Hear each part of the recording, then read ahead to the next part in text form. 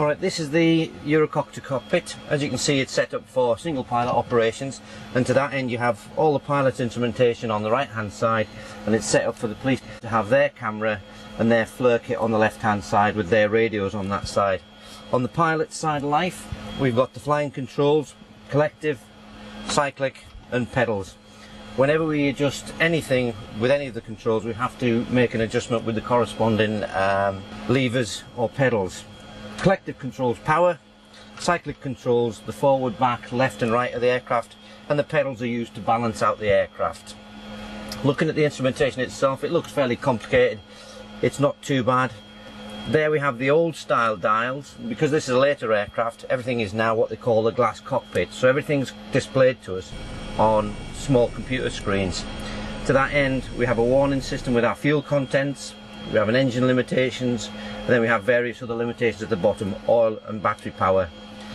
On the right hand side here we have an attitude display with a height display and also a speed ribbon on the left hand side. On the right hand side we have a compass. That's also linked into our navigational aids, and down here we have the two navigational aids.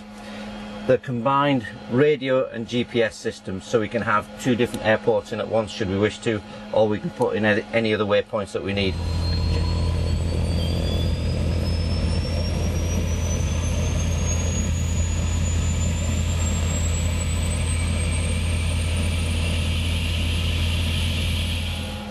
Down here we have the engine control system. This is where we start and we stop the engine.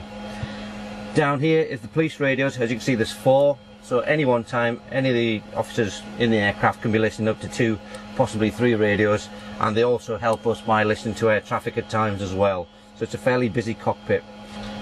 This system is basically very similar to what you have in the Airbus series of aircraft.